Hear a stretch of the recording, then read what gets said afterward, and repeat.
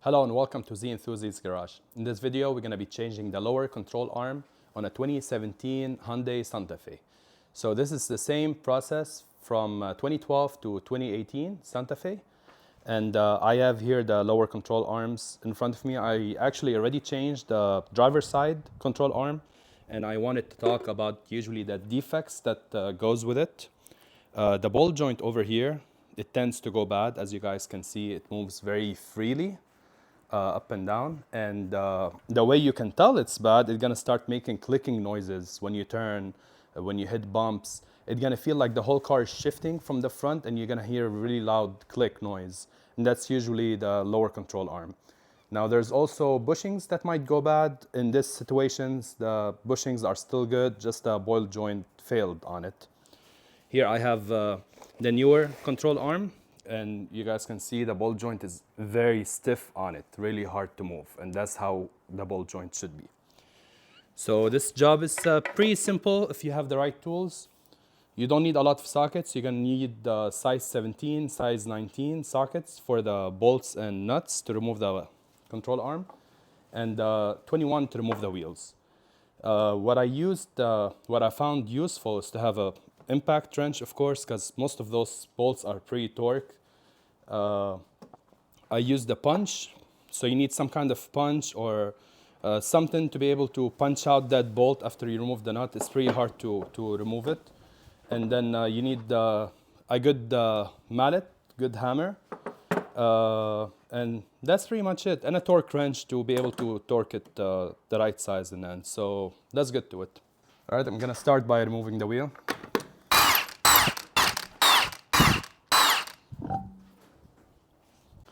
All right, so we're gonna take a close look at the control arm.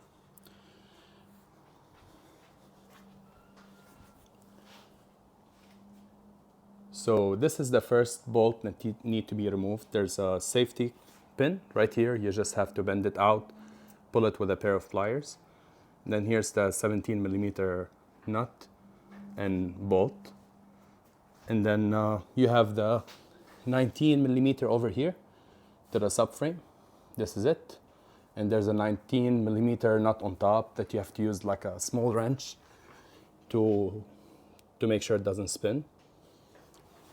And here's the third one that's attached straight to the subframe. This is it right here. This is a 19 millimeter. Now, removing this cover would definitely make your job easier, and it's only a couple of 10 millimeter screws right here. You remove, and then you can have some leverage to remove it. So let's get to it. All right, I'm gonna start by taking that safety pin out. You just use a needle nose plier and you pull it out. There we go. Right now you have the 17 millimeter nut and bolt. I like to use the impact on the nut side, not the bolt side, and just use a ratchet on the bolt side.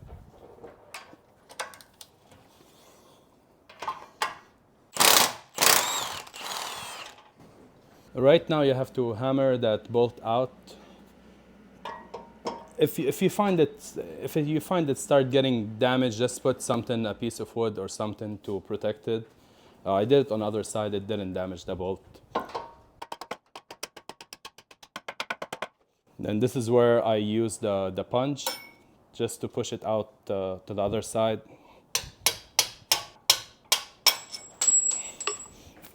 Yeah, that's it. Right now I'm gonna remove this cover or just loosen it up. There's two 10 millimeter screws here.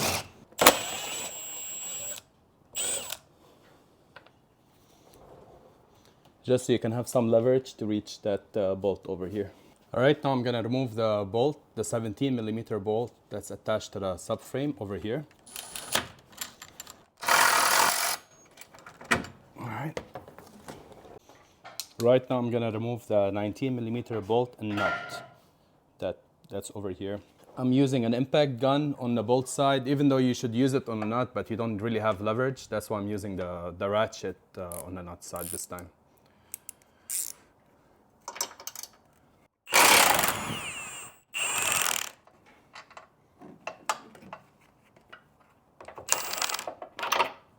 Here we go.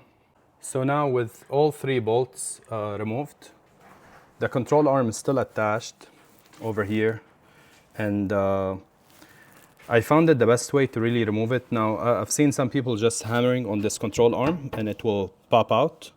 In my situation, that didn't work out when I did it on the other side. So I found the best way to really do it is to lower the car and put a jack on the knuckle right here to lift the knuckle.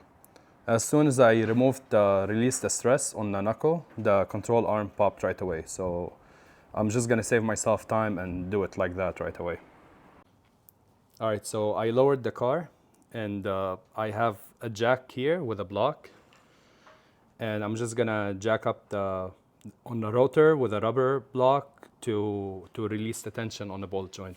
So I'm gonna jack it up now, and you're gonna see how it's gonna get disconnected a little bit, and then I might have to hammer a little bit on it, and the whole thing should pop out.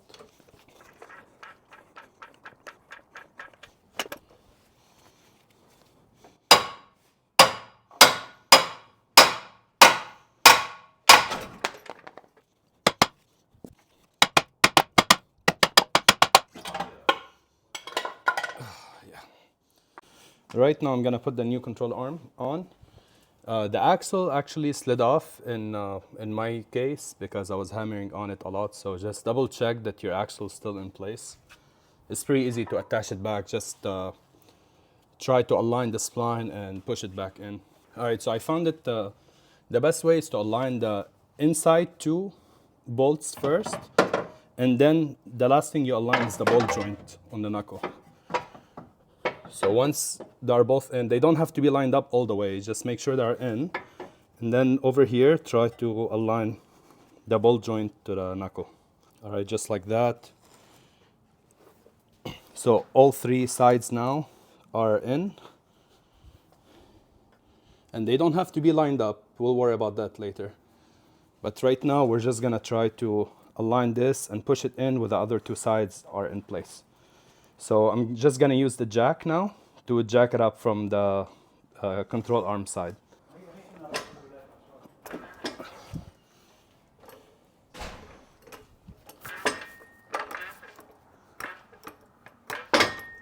All right, so as you guys can see, it went in all the way. While it's on now, connect the bolt and nut.